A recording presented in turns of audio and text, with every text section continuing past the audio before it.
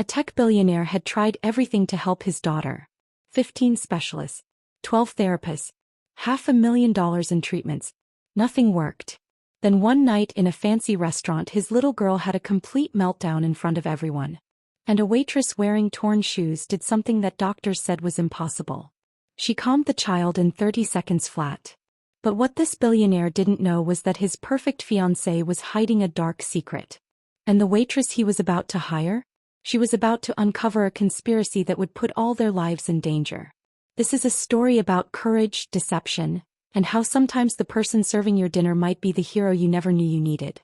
Stay with me because this story will leave you speechless. Welcome to the story room. While you are here, please hit the subscribe button and comment your view on the story and where you watching from. Let me tell you about a woman named Grace Mitchell. She was 28 years old, living in Chicago and working 3 jobs just to keep her head above water. By day she cleaned office buildings.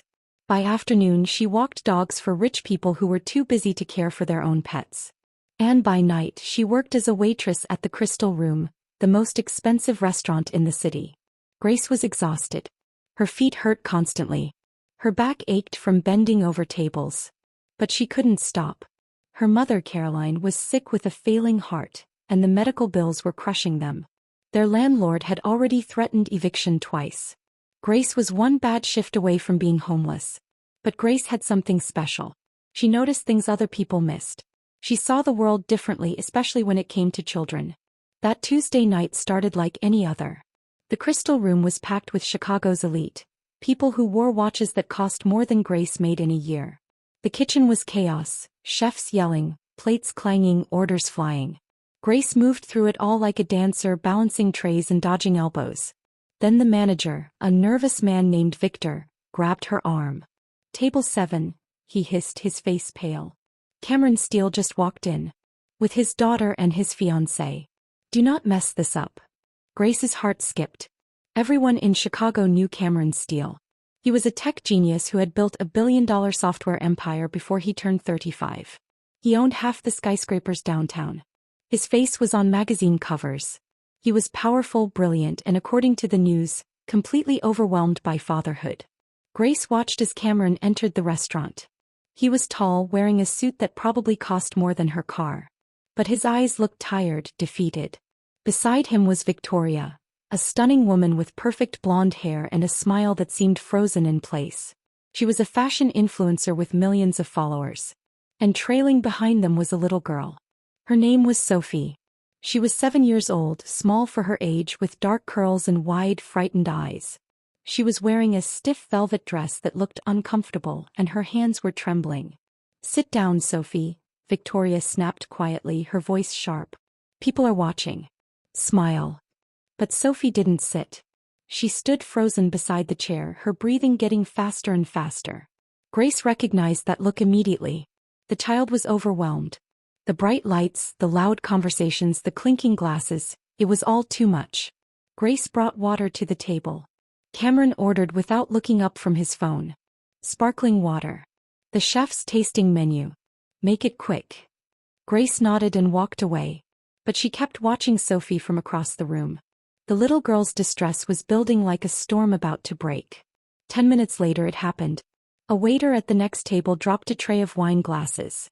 The crash was deafening like an explosion. Sophie didn't just flinch. She screamed. It was a sound of pure terror, high-pitched and desperate. She collapsed to the floor, covering her ears, rocking back and forth violently. The entire restaurant went silent. Every single person stopped eating and stared. "Sophie, stop it right now," Victoria hissed, grabbing the child's shoulder roughly. "Get up. You're embarrassing your father." Sophie screamed louder, kicking out. Her shoe hit Victoria's leg. "You little brat." Victoria gasped, her perfect mask slipping. She tried to yank Sophie up by her arm. "I said get up." Cameron stood, looking completely lost. "Victoria, don't. She's having an episode. She's acting out because you spoil her." Victoria shot back, loud enough for nearby tables to hear. "She needs discipline, not coddling." The manager rushed over, terrified. "Mr. Steele, perhaps we could move you to a private room." "She won't move," Cameron shouted, his composure cracking. "Can't you see she's frozen?" Phones were coming out. People were recording.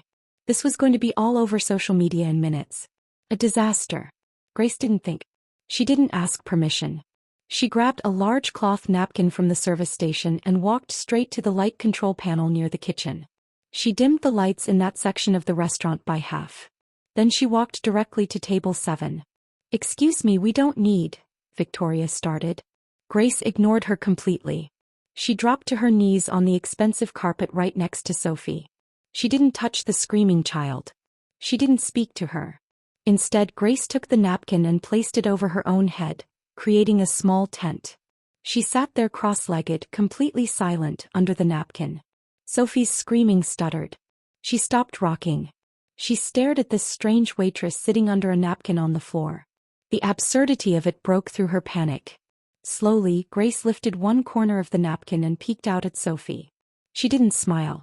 She just held up 3 fingers, then 2, then 1. Then she dropped the corner. Sophie blinked. The room was quieter now. The lights were dimmer. And this person wasn't grabbing her or yelling. This person was just there. Safe. Sophie crawled forward. The entire restaurant held its breath. Cameron stood frozen, his mouth slightly open in shock. Sophie reached out and lifted the corner of the napkin. Grace looked at her and whispered, so soft only Sophie could hear, "The world gets too loud sometimes, doesn't it? It's okay to need quiet." Sophie's bottom lip trembled. She nodded. "I have a secret hideout," Grace whispered, widening the napkin. "Want to come in? There's no noise in here." Sophie crawled under the napkin with Grace. For 30 seconds, a billionaire's daughter and a broke waitress sat huddled together under a white napkin on the floor of Chicago's fanciest restaurant. The screaming had stopped completely. Grace slowly lowered the napkin. Sophie was sitting calmly beside her, breathing steady, eyes clear. Grace stood up, brushed off her apron and looked at Cameron. "She has sensory processing issues, sir," Grace said calmly, though her heart was racing. "The crash overloaded her system. Grabbing her when she's panicking makes it worse. She just needed a reset." She turned to Victoria, whose face was twisted with fury. "And please don't grab a child during a meltdown. It teaches them that safety is something they have to fight for." Grace turned and walked back toward the kitchen. The silence held for 5 long seconds. Then someone started clapping. It was brief, quickly silenced by a glare from Victoria, but it happened. Cameron stared at his daughter. Sophie was sitting in her chair now, drinking water, calm. He looked at Victoria, who was furiously typing on her phone, probably trying to control the narrative online. Then he looked at the kitchen door where the waitress had disappeared. "Who is she?" Cameron asked Victor. "Just a temporary hire, sir." "Grace. I apologize for her stepping out of line. I'll have her fired immediately." Cameron's eyes went cold. "If you fire her, I will buy this restaurant and shut it down tomorrow. Bring her to me after we finish our meal." That night changed everything. But what Cameron didn't know was that the woman who had just saved his daughter was about to save his entire life. In the kitchen, Grace was shaking. Her co-worker, a chef named Luis, stared at her like she'd lost her mind. "Are you insane?" he whispered, scraping plates. "You just lectured Victoria Hart. Do you know who she is? Her family owns half the media in this city. She's going to destroy you." "I couldn't just watch," Grace said, her hands trembling as she wiped down a counter. "They were hurting that little girl." "Well, I hope it was worth it," Luis muttered. "Because Victor looks like he's about to have a heart attack." 20 minutes later, Victor appeared. "Table 7 wants to see you." Grace's stomach dropped. This was it. She was getting fired, maybe even sued. She walked out to the table with her head high, but inside she was calculating how many days she had before eviction if she lost this job. Cameron Steele stood up.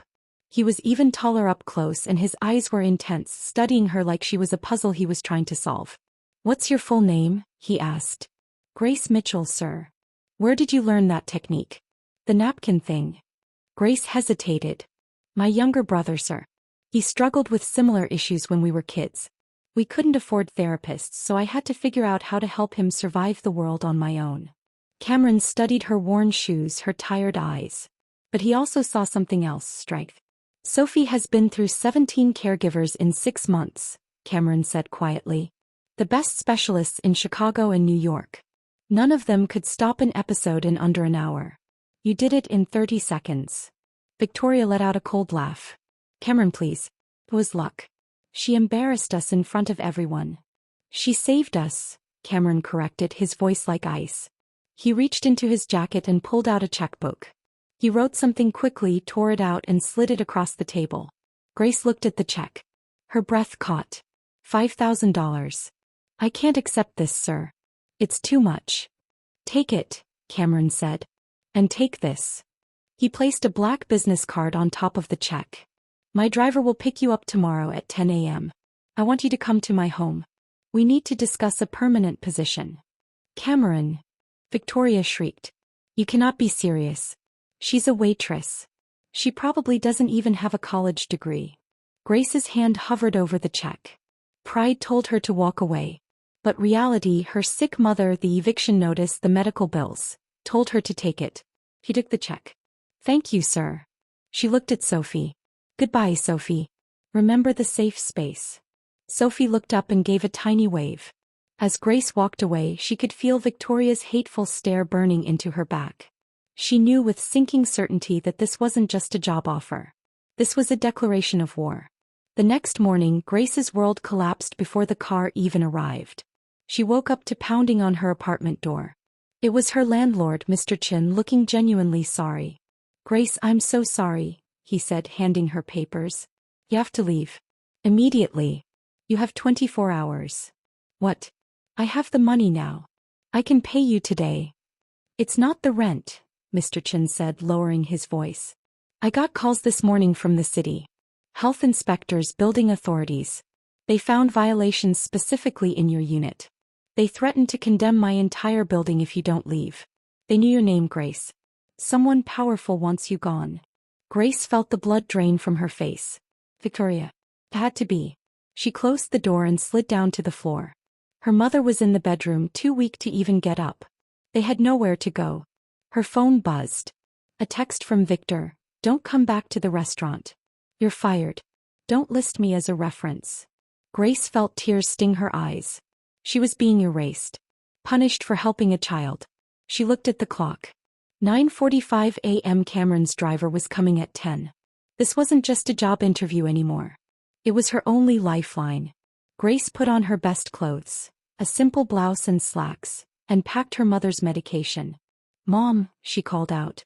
I might have found us a way out. At exactly 10 a.m., a black luxury car pulled up outside. The driver stepped out. Miss Mitchell? Mr. Steele is waiting. Grace got in. As the car pulled away, she saw a dark SUV parked down the street. A man inside was watching her, talking into a phone. She wasn't just going to a job interview. He was walking into a trap. But for her mother and for that little girl who just needed someone to understand her, Grace was ready to fight. The Steele estate wasn't a house. It was a fortress.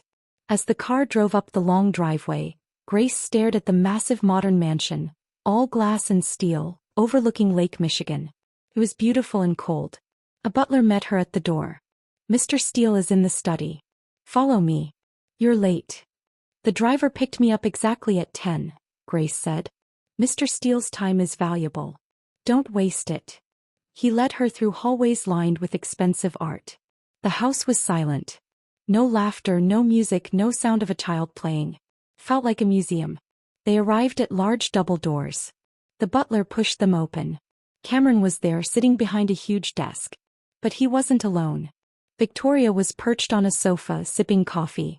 And standing in a line in front of the desk were 3 women in professional suits, holding folders. They looked like soldiers. Grace looked down at her simple clothes. She felt completely out of place.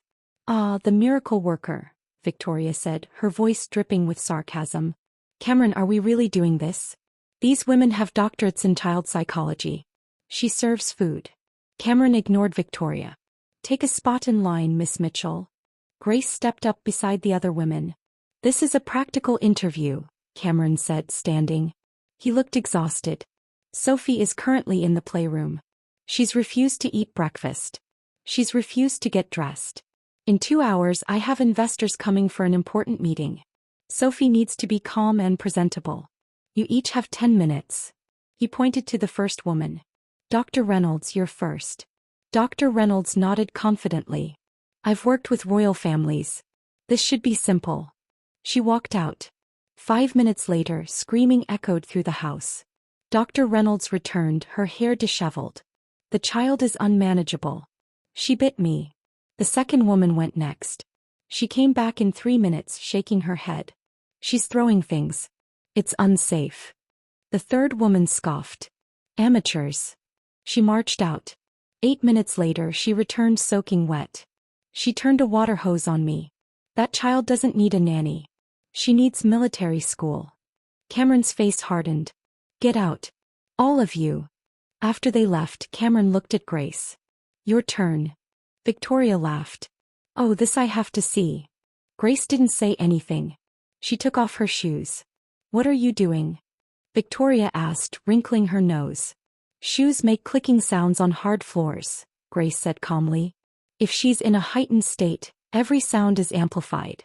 I'm going in quietly. She walked out in her socks. Cameron and Victoria followed at a distance. The playroom was bright, filled with expensive toys that looked untouched. In the corner, Sophie was huddled behind a large plant, breathing hard, clutching a stuffed animal. Grace didn't approach her. She didn't call her name. She walked to the center of the room and sat down cross-legged on the floor.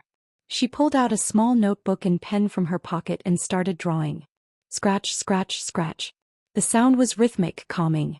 Sophie stopped crying. She listened. Grace tore out the page and folded it into a paper airplane. She tossed it gently. It landed on a bookshelf. She made another one. This one landed closer to Sophie. Sophie peeked out from behind the plant. She reached out and grabbed the paper airplane. She unfolded it. Inside was a drawing of a little girl fighting a monster made of noise. Sophie looked at Grace's back. Grace still hadn't turned around. Grace threw another airplane. This one landed in Sophie's lap. Sophie unfolded it. It showed the girl and another person sitting under an umbrella, safe from the monster. Sophie stood up. She walked over and sat down behind Grace, back to back. The hose was because she yelled, Sophie whispered. I know, Grace whispered back. Yelling is scary. I don't want to wear the scratchy dress. Hey, what if we wear the soft one inside out so the tag doesn't touch your skin? Sophie paused. Inside out. It's a secret fashion trick. Very exclusive. Sophie giggled, a small rusty sound. Okay. Grace stood and offered her hand. Sophie took it. They walked past Cameron and Victoria. We're going to get dressed now, Grace said. And Mr. Steele, that blue dress with the lace? It's like sandpaper for kids with sensory issues. Get rid of it. Cameron watched them disappear down the hall. He let out a breath he'd been holding for years. She's manipulating her, Victoria snapped. Classic con artist behavior. She's the first person Sophie hasn't screamed at in months, Cameron said. She's hired. You can't hire her. Victoria's voice rose. You don't know anything about her. In fact, I did some checking this morning. Victoria pulled out papers and thrust them at Cameron. She was evicted today. He's broke. Her mother is sick. She's desperate. She's only here because she needs money, not because she cares about Sophie. Cameron looked at the papers. Eviction notice. Financial records.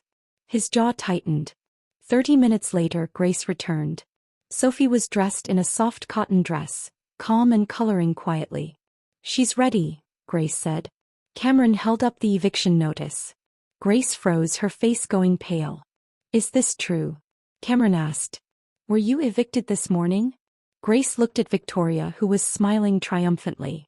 Then she looked back at Cameron. She didn't beg. Yes. Someone pressured my landlord. But that doesn't change how I treat Sophie. I need this job desperately, which means I'll work harder than anyone you could hire. The room went silent. You're right, Cameron said slowly. You do need this job. He tore the eviction notice in half. The position includes housing. The guest house on the property.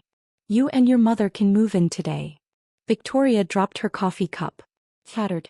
This is a trial period, Cameron continued, his eyes on Grace. 1 week. Sophie has a major meltdown. If you lie to me or if I think you're using my daughter for personal gain, you're out. Understood. Grace nodded, her heart pounding. Understood. She had a home. But she'd also just entered a war zone with a woman who wanted her destroyed. The first few days at the Steele estate were like living in a beautiful nightmare. Grace and her mother Caroline were given the guest house, a small cottage on the property that was nicer than anywhere they'd ever lived. But Grace barely had time to appreciate it. She was too busy protecting Sophie. Victoria didn't yell or make scenes. Her attacks were subtle, calculated, and cruel.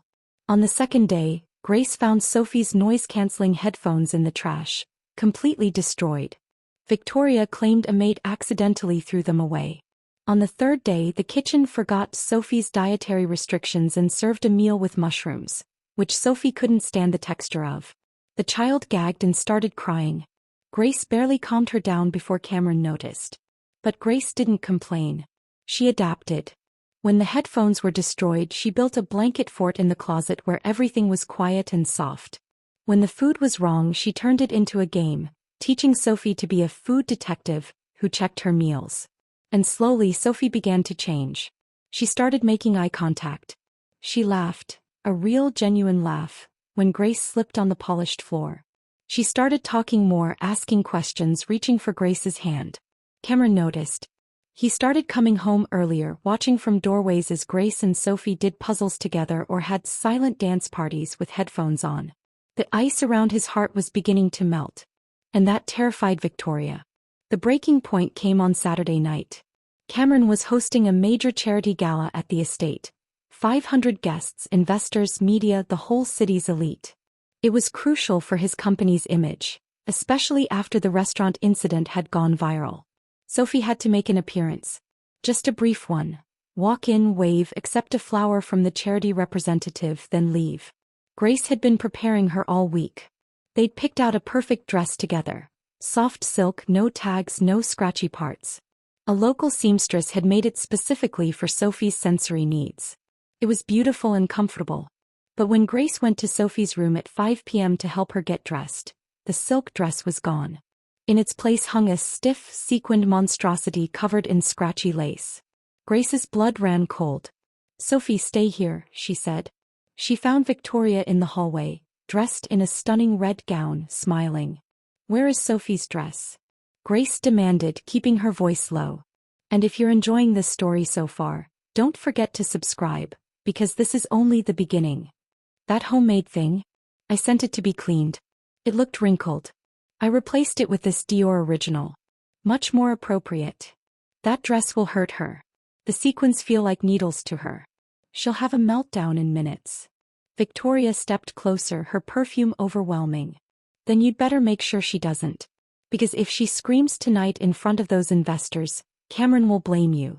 He'll see that you can't handle her when it matters. And you'll be packing your bags by midnight." She walked away, leaving Grace standing there, heart racing. Grace looked at her watch. 1 hour until the gala. No time to get the other dress. No time to make a new one. She went back to Sophie's room. The little girl was staring at the sequined dress with terror in her eyes. "I can't wear that, Grace. It hurts just looking at it." Grace looked around desperately. She needed soft fabric, something seamless and comfortable. Her eyes landed on a door, Cameron's walk-in closet, which connected to Sophie's room. It was a huge risk. But she was out of options. "Wait here, sweetie." Grace slipped into Cameron's dressing room. It smelled like expensive cologne and cedar. She searched through racks of suits and dress shirts. Nothing soft enough. Then she saw it, a stack of cashmere sweaters on a shelf. Brand new, tags still on. Grace grabbed scissors from her emergency sewing kit. She took a pristine white cashmere sweater and several silk pocket squares. "What are you doing?" Grace spun around. Cameron was standing there in a towel, fresh from the shower, staring at her holding scissors in his sweater. "Is that my cashmere?" he asked, his voice dangerous. "I need this," Grace said, her voice shaking but firm. Victoria took Sophie's dress. She replaced it with sequins. "If Sophie wears sequins, she'll scream. If she wears this, she'll be okay." "You're cutting up a $2,000 sweater?" "I'd cut up the Hope Diamond if it kept her calm," Grace snapped. "Bill me for it." She ran past him back to Sophie's room. Cameron stood there shocked. No one had ever spoken to him like that. Grace worked like magic. She cut the sweater into a sleeveless tunic. She used the silk squares to create a flowing sash that hid the raw edges. It wasn't designer. It was better, it was made with love. "Put it on," Grace told Sophie. It's a cloud dress. Sophie touched the cashmere and smiled. At 7 p.m. the ballroom was packed. Music played. Champagne flowed. Cameron stood at the grand staircase, nervous. Victoria was beside him, clutching his arm, waiting for the disaster. I really don't think Sophie's ready, Victoria said loudly enough for nearby investors to hear. That new caregiver is in over her head. Then the music swelled. Grace appeared at the top of the stairs, holding Sophie's hand. Sophie wasn't screaming. She wasn't scratching at her clothes. She was walking down the stairs in a white cashmere tunic with a silk sash, looking like a winter angel. She looked comfortable and confident. Cameron looked up. He recognized his sweater. He recognized his pocket squares. A smile tugged at his lips. Sophie reached the bottom. She walked straight to the chairman of Cameron's board, curtsied perfectly and said softly, "Welcome to our home." The room erupted in warm applause. Investors beamed. It was a triumph. Victoria looked like she'd swallowed poison. Later that night, after Sophie was asleep, Grace was in the kitchen making tea, exhausted. Cameron walked in, still in his tuxedo, tie undone. "The sweater will be deducted from your paycheck," he said, but his voice was warm, almost playful. "Fair enough," Grace said, leaning against the counter. "Why didn't you tell me Victoria sabotaged the dress?" Grace met his eyes. "Would you have believed me? Or would it have looked like the help blaming the fiancé?" Cameron was quiet. He poured himself water and moved closer. The air between them suddenly felt charged. "You saved the night," he said softly. "I did it for Sophie." "I know." They stood there for a moment, something unspoken passing between them. Then a scream shattered the silence. A terrible, agonized sound from the guest house. Grace dropped her mug. It shattered on the floor. "Mom." She ran. Cameron followed. They burst into the cottage. Grace's mother, Caroline, was on the floor, gasping for air, her face turning blue. "Mom." Grace dropped to her knees, checking her pulse. It was erratic, weak. "Where's her medication?" Cameron demanded, already on his phone calling for help. "It was right here on the nightstand," Grace said, her voice breaking. The nightstand was empty. The pill bottle was gone. Grace grabbed the water glass next to the bed and sniffed it. Smelled wrong, bitter. And underneath that, the heavy floral scent of Victoria's perfume. Cameron was already on the phone. "Get the medical team here now." Grace looked up at Cameron, tears streaming down her face. Someone switched her pills. Or poisoned her water. Cameron looked at the nightstand. He saw a smudge of red lipstick on the rim of the glass, the exact shade of crimson Victoria had been wearing. The war had just turned deadly. And Grace realized with chilling clarity that Victoria wasn't just trying to get her fired.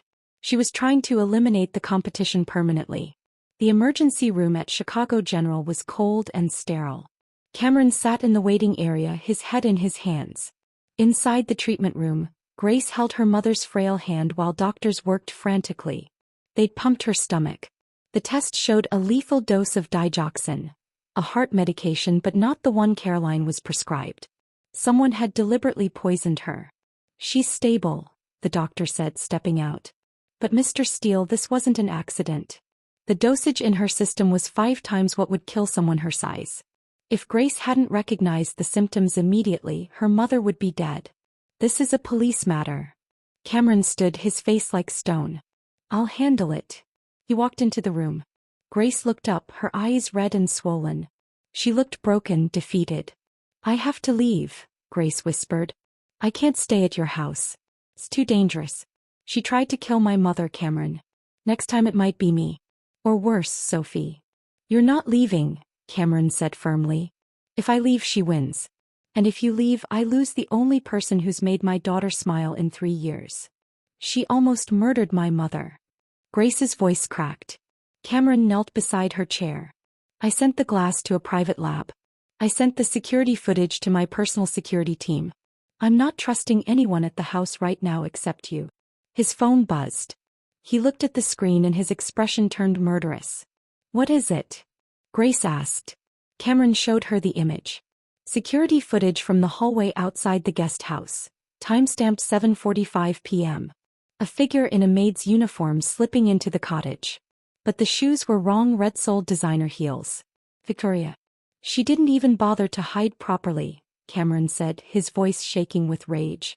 She's untouchable, Grace said bitterly. Her family has power. People like her don't go to jail. They go to spas in Switzerland until everyone forgets. Not this time, Cameron vowed. But I need your help. I need you to trust me. Grace looked at her sleeping mother, then back at Cameron. What do you need?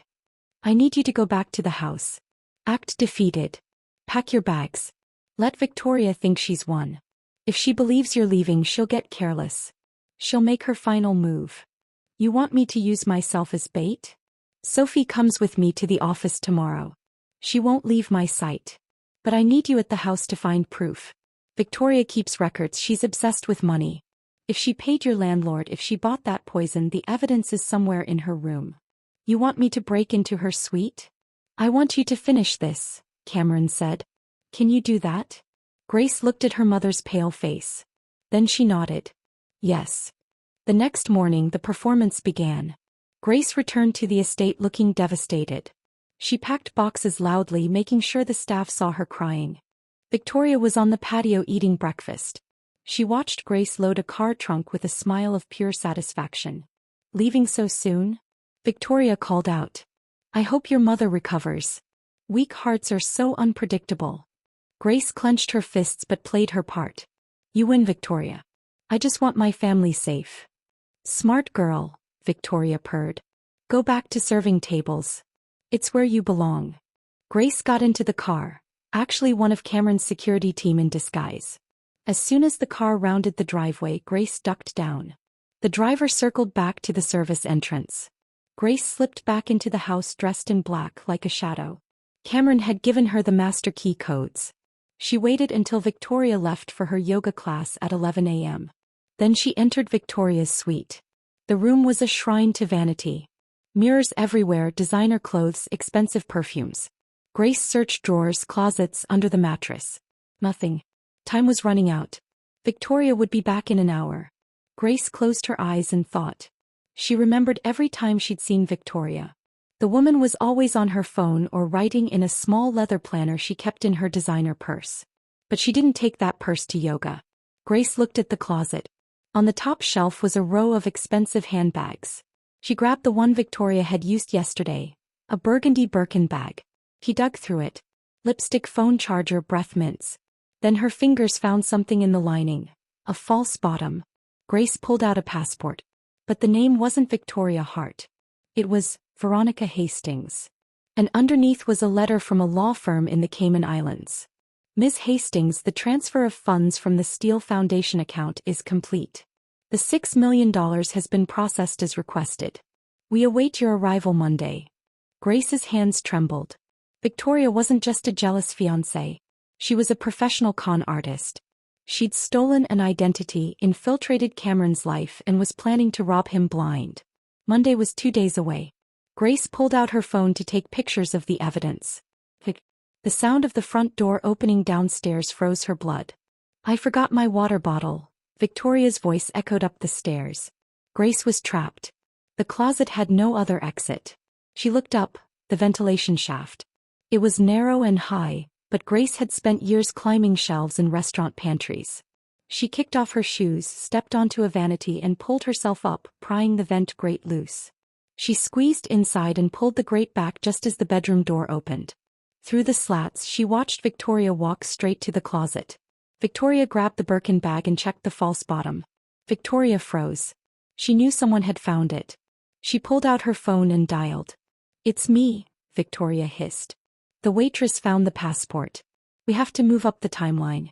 Forget waiting until Monday. Grab the kid today. I'm burning this place down tonight and disappearing.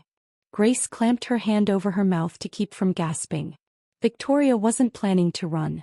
She was going to kidnap Sophie for ransom and burn down the estate to cover her tracks. Grace had to move. She couldn't call Cameron. The metal vents blocked her phone signal. She had to get out and warn him. She crawled through the ductwork, the metal scraping her knees. She navigated by memory, finally kicking out a vent in the basement laundry room. She tumbled out, covered in dust, and sprinted for the garage.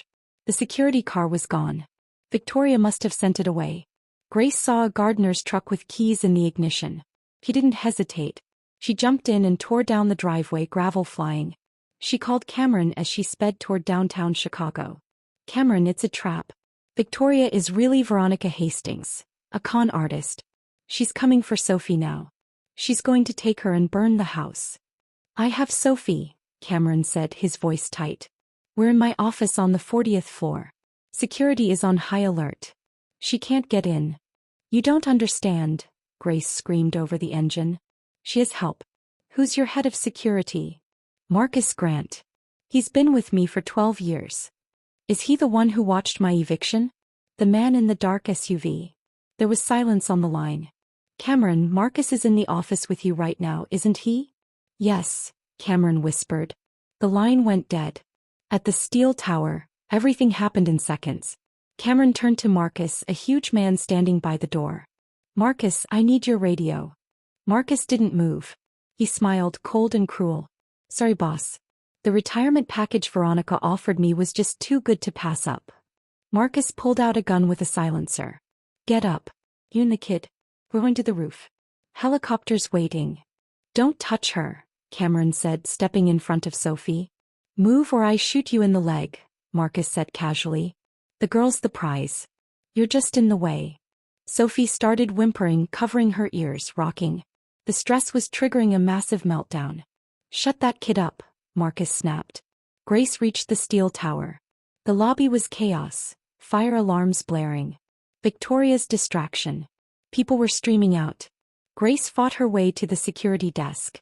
I need to get to the 40th floor. Cameron Steele is in danger. Elevators are locked down, ma'am.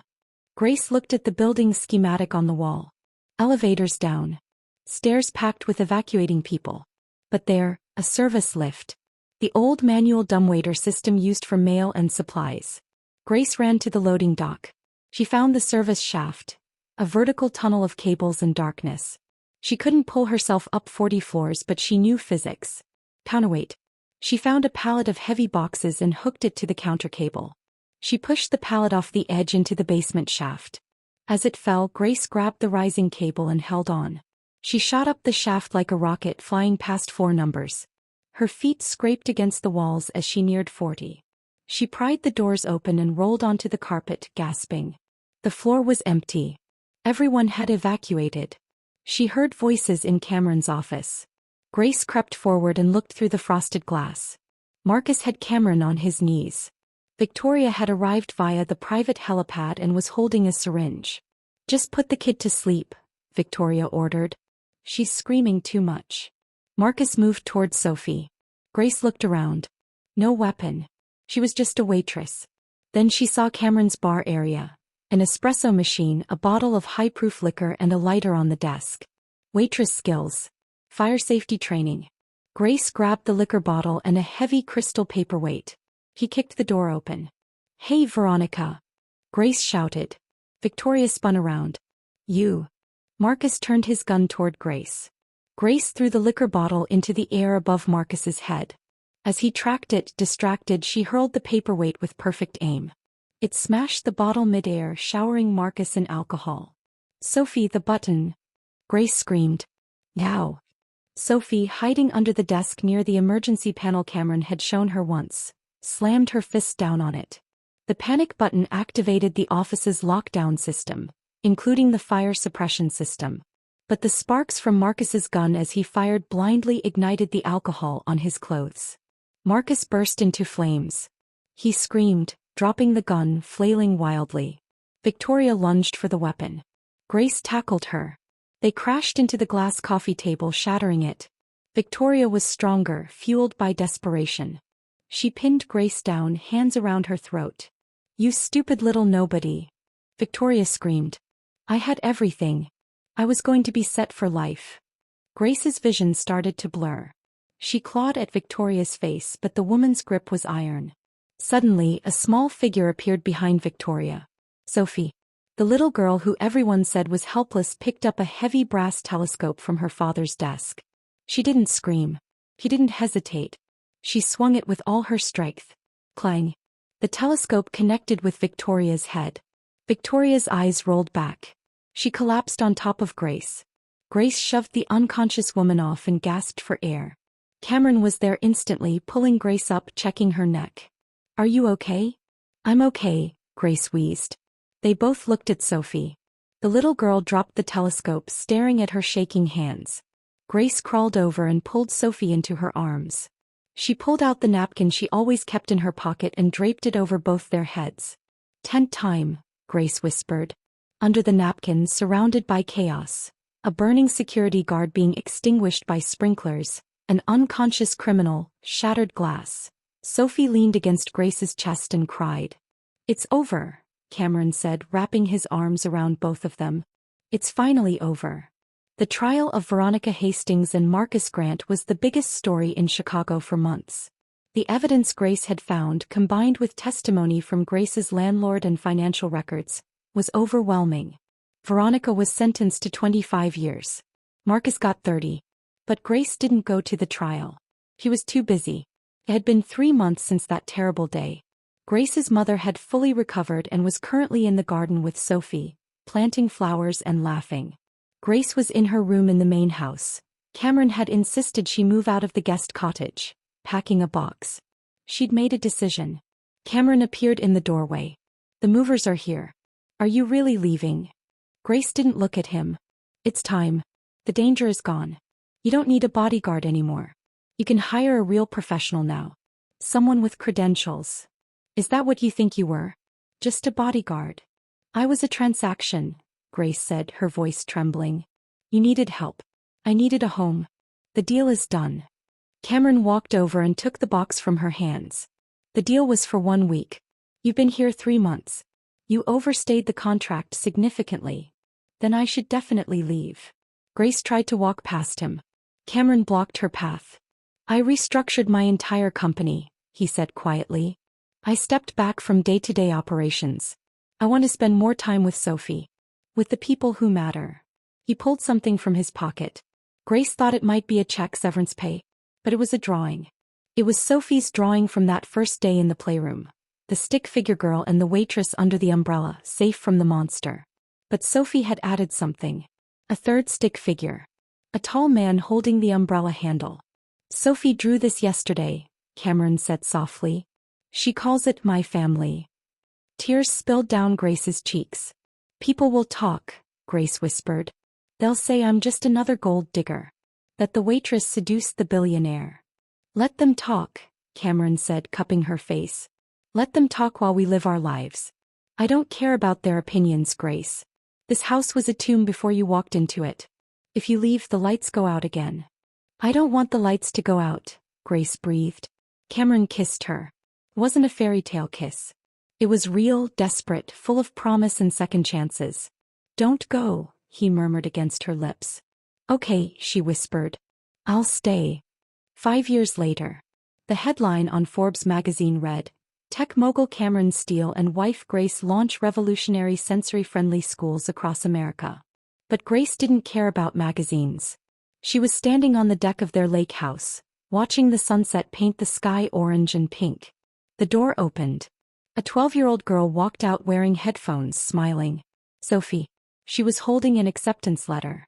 "Mom, I got into the advanced coding program at MIT, Sophie said. "They want me to start next fall." Grace, who had legally adopted Sophie 3 years earlier, beamed. "I knew you would. You're brilliant." "Dad's crying in the kitchen," Sophie noted dryly. "He's trying to hide it, but he's making waffles and sniffling." Grace laughed. She walked inside. Cameron was indeed at the stove, wiping his eyes with a dish towel. Grace's mother, Caroline, fully healthy now, was sitting at the counter stealing berries. Cameron saw Grace and smiled, a smile of pure joy. "She got in," he said. "She did," Grace replied, wrapping her arms around him. "You know," Cameron said, kissing her forehead, "I still owe you for that cashmere sweater." "Put it on my tab," Grace winked.